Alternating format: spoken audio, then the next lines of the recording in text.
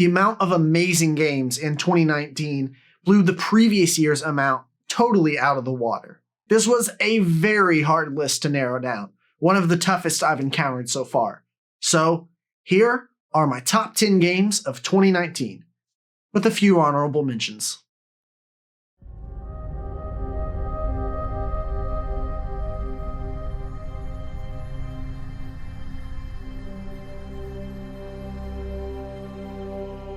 Gears 5 is the game that stands out the most in the core Gears of War franchise. It ditched the "of war" in the title, let you play the game as the fan favorite Kate Diaz, introduced new settings and areas that haven't been seen in the series, and shifted to a semi-open world format, complete with side quests and traversal that don't overstay their welcome. Coming from a hardcore Gears fan, this game steps forward in all the right ways, without forgetting where it came from.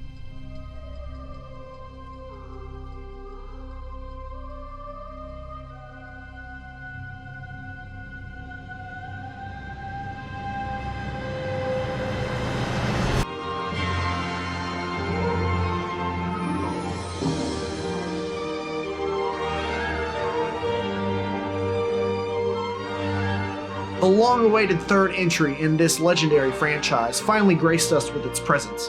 While it didn't quite hit with some people, it absolutely captured me. This game had more of a focus on the Disney and Pixar worlds, and boy oh boy was I ecstatic to play in the world of one of my favorite movies of all time, Toy Story. While the story isn't excellent, everything else is. Graphics, voice acting, atmosphere, and especially the gameplay. This is the most fun and fluid gameplay in the Kingdom Hearts franchise, period. I was addicted to this game for a solid 2.5 weeks, and I enjoyed every second of it. Kingdom Hearts 3 lived up to all of my hype.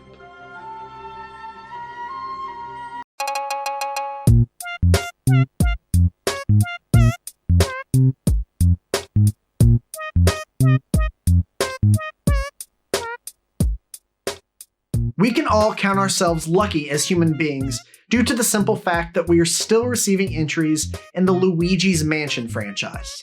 I am a die-hard Luigi's Mansion fan, and I never would have realistically expected that we would have gotten a third game, let alone that third game being the best in the series so far. I first got my hands on Luigi's Mansion 3 at E3. It was the first game me and my YouTube buddies played.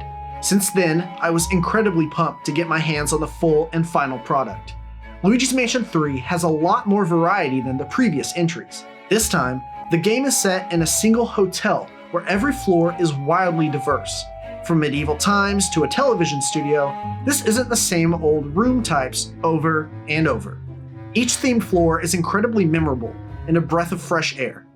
Okay, I will say that the first 3 or so floors do blend together, but after that is when the game really starts to shine. The addition of new mechanics like the plunger, the slam, and of course, Gooigi, are all excellent. Surprisingly, what impressed me the most about this title is its graphics and attention to detail. This may be the best looking Switch game I have played so far. The lighting is fantastic. The small details on character models like the stitching in Luigi's clothes are incredible, and just so much more. Luigi's Mansion 3 is a fantastic game and a must-have for the Nintendo Switch.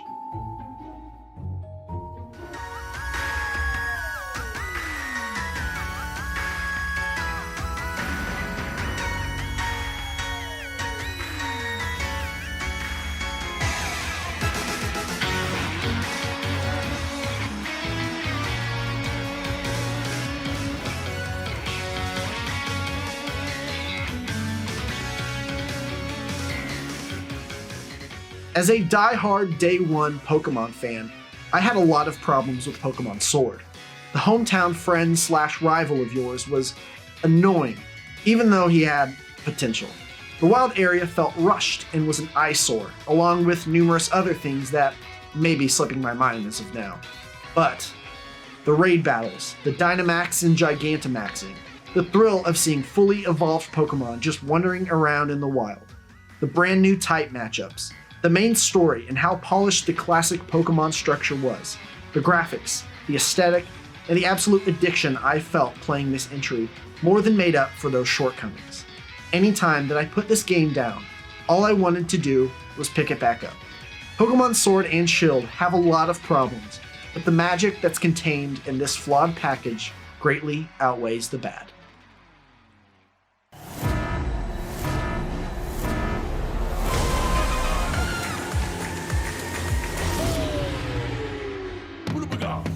I never played a ton of the original CTR on the PlayStation 1, so I was incredibly excited to get my hands on this remake. I grossly underestimated the amount of hours I was going to put into this karting game. I think I put a little over 60 hours into it so far, and I don't regret a damn minute of it. The gameplay hook is incredible. It's one of the most tight and responsive racing games I've ever played, and it was a very, very challenging game. I'm not one to throw controllers, especially seeing how expensive they can be nowadays. But there are several times where I certainly thought about it. What really had me playing and obsessed with Nitro Fueled is its daily challenges, rewards, and post-launch content, which is still going on to this day. They even added my boy Spyro along with customized tracks for him. There were quite a bit of brand new tracks added post-launch, and all of them are absolutely excellent. Crash Team Racing Nitro Fueled is one of the best kart racers out there, and it comes at my highest recommendation.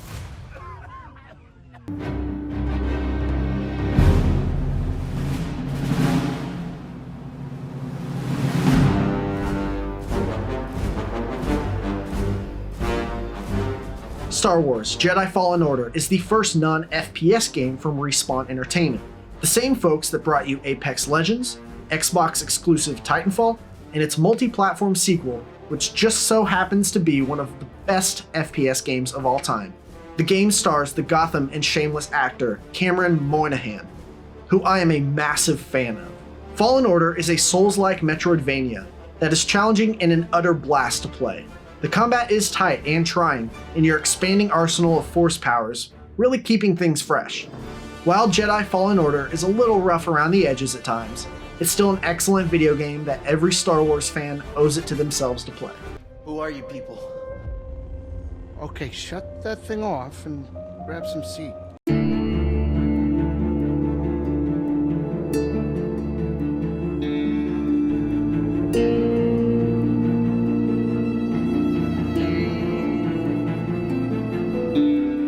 Just when I thought a season of Telltale's The Walking Dead couldn't get more emotional than the first, this one had to come along. This game series is one of the most important to me, personally, and this season was a fitting end. You all know my love for Telltale games. I mean, the first Walking Dead season that was released in 2012 is in my top 10 favorite games of all time. I don't want to get too spoilery and ruin anyone's experience, but just believe me that it has one of the best narratives in any game I've ever played. It tied up this game series perfectly, but added its own flair. The graphics are excellent and have a darker, more comic book style, and the attention to detail on the character models really went a long way with me. There was one moment in particular that made me freak out, and I hit my couch with excitement and accidentally woke up my girlfriend, and she was pissed. Sorry, babe. But anyway, this game is amazing and holds a very special place in my heart. One of the most emotional games I have ever played, and I wish I could relive it all again for the first time.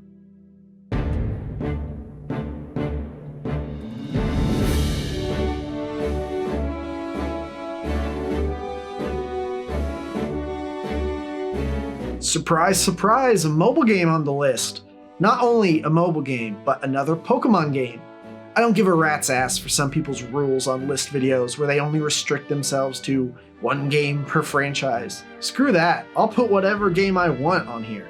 I actually play a lot of mobile games, with this one being the one I played the most. Pokemon Masters is a 3v3 battle game where you take control of a team of gym leaders or other trainers from the Pokemon universe, each performing a sync pair with one of their signature pocket monsters. You create your own avatar that you get to battle with alongside a cast that includes mainline protagonists from across the franchise. This isn't a bullshit microtransaction riddled mess of a game. There are actually very, very small amounts of that in the game at all. Pokemon Masters really rewards the hardcore player like myself with lots of challenges, events, and rewards that keep you coming back for more. I play this game every day and haven't missed a single day since release. I love it so much, and it's such a blast to play. The graphics, animations, and story are rich and quite polished. It's so nice to see a mobile game that respects and rewards the player instead of trying to gouge them for their hard-earned cash.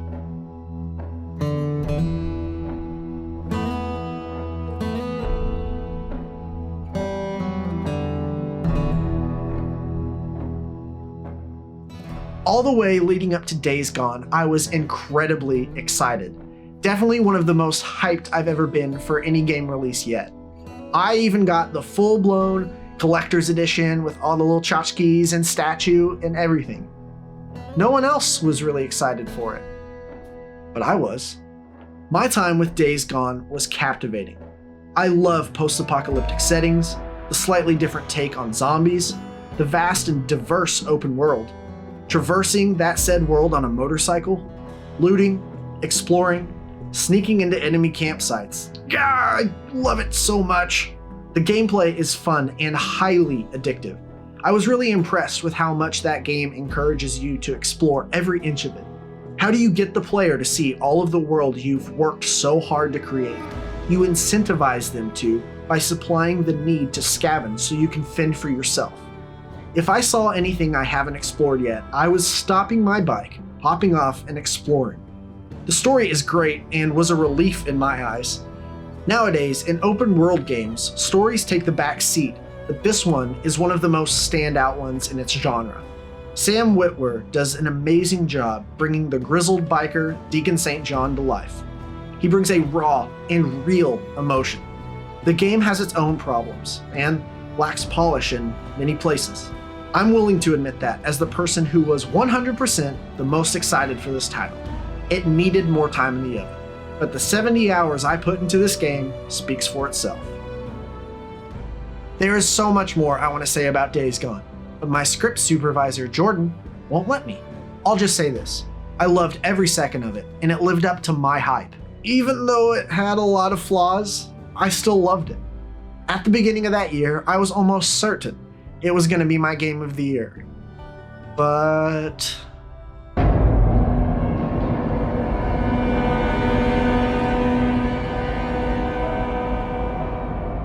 Resident Evil 2 Remake is arguably the best horror game I have ever played. It's a terrifying, heart-pumping experience every horror fan needs to play.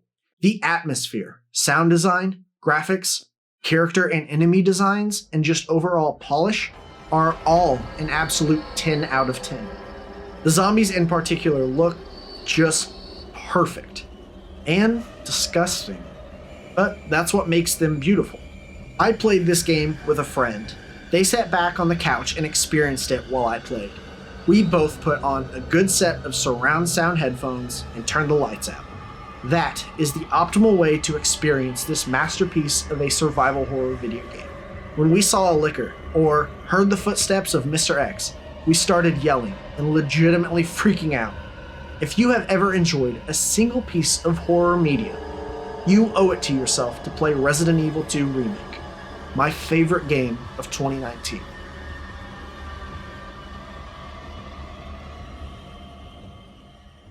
And now, for some honorable mentions.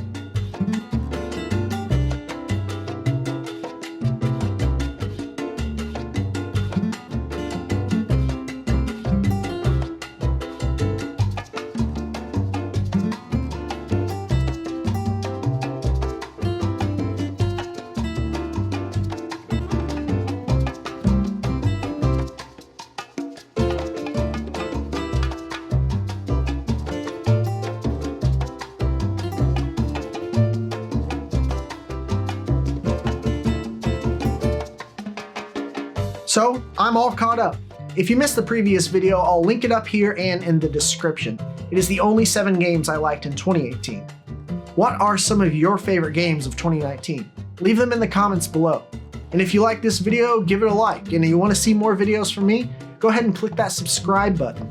And then click that little bell right next to it so you don't miss a video. Anyway, thank you everybody for watching. It's good to be back.